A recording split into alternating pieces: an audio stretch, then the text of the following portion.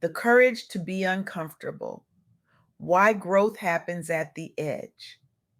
When was the last time you felt truly uncomfortable? Not the physical discomfort of an awkward chair or tight shoes, but that deep internal squirm that comes when you're facing something that challenges your very sense of self. I recently had the extraordinary privilege of interviewing Leslie McNair, whose groundbreaking work on professional development has transformed how we think about growth, particularly for Black professionals navigating complex workplace dynamics. Leslie isn't just a thought leader, she's a revolution disguised as a consultant. Her methodologies have shattered glass ceilings in Fortune 500 companies, created pathways for marginalized voices, and fundamentally changed how organizations approach professional development. What struck me most about our conversation wasn't just her brilliant insights, but how she's dedicated her entire career to helping others find strength in their most vulnerable moments. Leslie's impact extends far beyond individual coaching. She's creating ripple effects of transformation across organizations and communities that'll be felt for generations. Here's what I learned from Leslie that changed everything. We've been getting comfort all wrong. Most of us spend our lives constructing elaborate comfort zones, carefully furnished psychological spaces where we feel competent, respected, and safe. We hang diplomas on the walls, we arrange the furniture just so. We know where everything is. We can navigate these spaces in the dark. And then we wonder why we feel stuck. The truth, the uncomfortable truth, is that growth doesn't happen in that carefully constructed living room of your comfort zone. Growth happens on the front porch, in the yard, sometimes even out in the street where you can barely see your house anymore. I'm not talking about the no pain, no gain mentality that glorifies suffering. I'm talking about something Leslie McNair calls productive discomfort, that sweet spot where you're challenged enough to learn, but not so overwhelmed that you shut down. It's like muscle growth. The fibers need to tear a little to rebuild stronger, but tear them too much and you're just injured. Let me share a story that Leslie highlighted during our interview. A Black woman executive at a Fortune 500 company had implemented new processes that met unexpected resistance. During a particularly tense meeting, several colleagues provided feedback that hit her hard, pointing out blind spots in her leadership approach that she had never considered. Her first instinct: defend, explain, maybe even dismiss. We've all been there, haven't we? That moment when criticism lands and your entire body tenses like you're preparing for physical impact. Instead, she did something remarkable. She leaned in. She asked for more. She said, "Tell me more about what you're seeing that I'm not." 5 simple words that changed everything. That moment of chosen discomfort became a turning point. Rather than viewing the feedback as a threat to her competence, she reframed it as data, valuable information that could help her grow. She began scheduling regular feedback sessions with her team.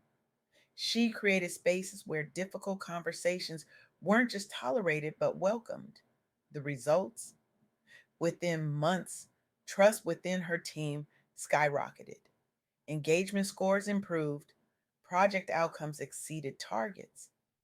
But perhaps most significantly, her department saw increased retention rates among Black professionals who reported feeling truly seen and valued under her leadership. One uncomfortable conversation became many. Many conversations became a culture. A culture became a transformation. This is what Leslie McNair means when she says, growth begins at the edge of your comfort zone. Not because discomfort itself is magical, but because that's where the learning lives. But here's the catch: and it's an important one. Not all discomfort leads to growth. Have you ever been stuck in what feels like an endless job search, sending applications into the void, facing rejection after rejection until your confidence is in tatters? That's what Leslie calls unproductive discomfort, the kind that erodes rather than builds. In another powerful example Leslie shared, a mid career Black professional found herself trapped in exactly this cycle. Despite persistent effort, repeated rejections were eating away at her confidence. The discomfort wasn't propelling her forward, it was paralyzing her. She described it as drowning in a sea of no's with no shoreline in sight. The breakthrough came when she shifted her focus from worrying about outcomes to taking strategic action. With guidance from a career coach, she began treating each setback not as a personal failure, but as data for course correction.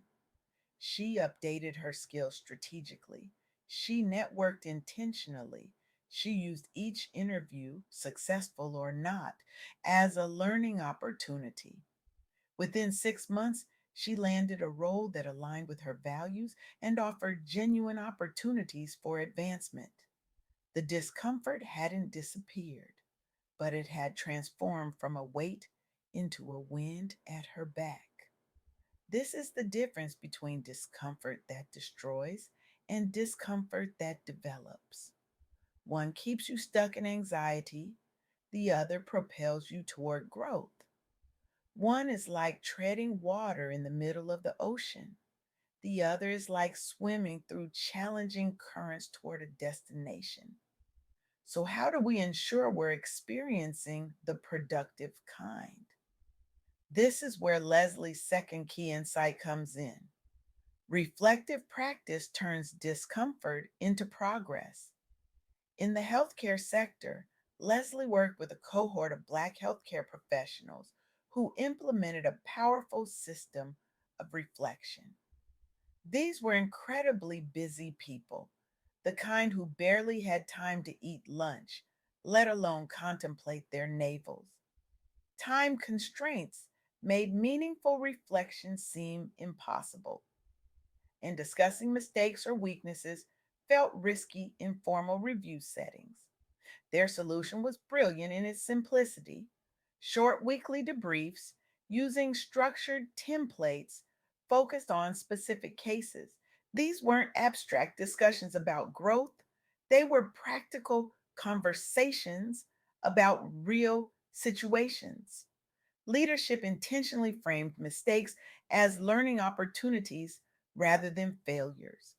The results were remarkable. Patient satisfaction scores rose significantly. Staff retention improved. But most importantly, participants reported something that's hard to measure but easy to feel: a sense of agency. They weren't just reacting to challenges, they were learning from them, adapting because of them. This is the power of reflective practice. It's not about endless navel gazing, it's about creating intentional pauses to extract meaning from experience, especially the uncomfortable ones. Think about it this way: discomfort is just data. Reflection is what turns that data into insight, and action is what turns insight into growth. But let's be honest, this isn't easy. Our brains are wired to avoid discomfort. When faced with challenging feedback or difficult situations, our instinct is to run, not reflect. We're programmed for protection, not growth. Evolution has given us these fantastic threat detection systems that are absolutely terrible at distinguishing between physical danger and psychological discomfort. That's why Leslie emphasizes that productive discomfort requires intention. It rarely happens by accident. You don't accidentally become more comfortable with public speaking. You don't accidentally get better at receiving criticism. You don't accidentally develop resilience.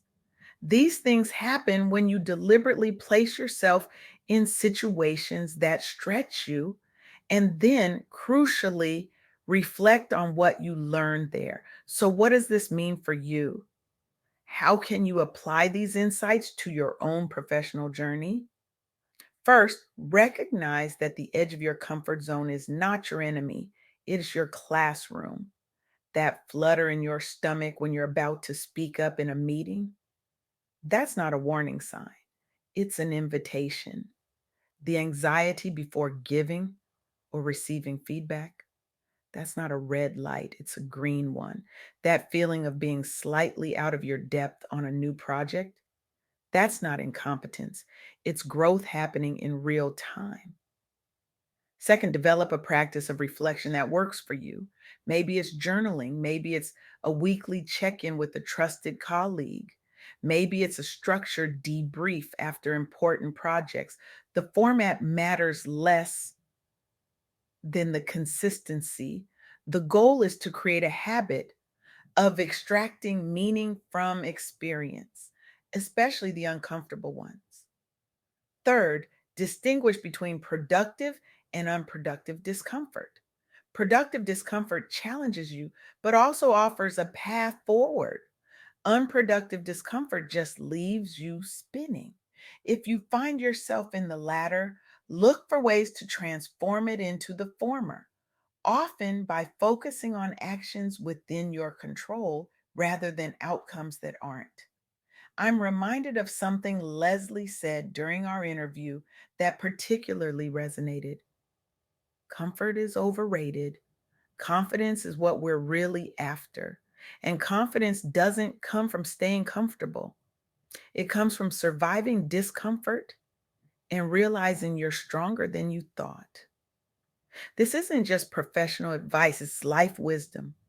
Because the truth is, we're all facing unprecedented levels of change and uncertainty. The ability to not just tolerate, but actually leverage discomfort may be the most valuable skill we can develop. So here's my challenge to you today: stop building better comfort zones, start building better discomfort muscles. This week, identify one area where you feel most uncomfortable professionally. Maybe it's giving or receiving feedback. Maybe it's speaking up in meetings. Maybe it's tackling a project that stretches your skills. Whatever it is, commit to leaning in, not recklessly, but intentionally. And then, crucially, reflect on what you learned there. Use that reflection not just as critique, but as the raw material for your next evolution. Because here's what Leslie McNair's work ultimately teaches us: your greatest contributions won't come from the moments when you felt safe and certain. They will come from the moments when you felt vulnerable, but showed up anyway. When you received difficult feedback, but stayed open. When you failed, but kept going. The most extraordinary people aren't those who never feel uncomfortable. They're the ones who've learned to use discomfort as fuel rather than let it become a barrier. Your comfort zone will always be there, waiting for you like a favorite chair. But the life you're capable of, the impact you're meant to have, exists beyond its borders. So let me ask you one final question. What uncomfortable growth is waiting for you just beyond the edge of where you currently stand? And what might become possible if, instead of turning away, you take one step forward? The future belongs to those brave enough to be uncomfortable today. Will you be one of them?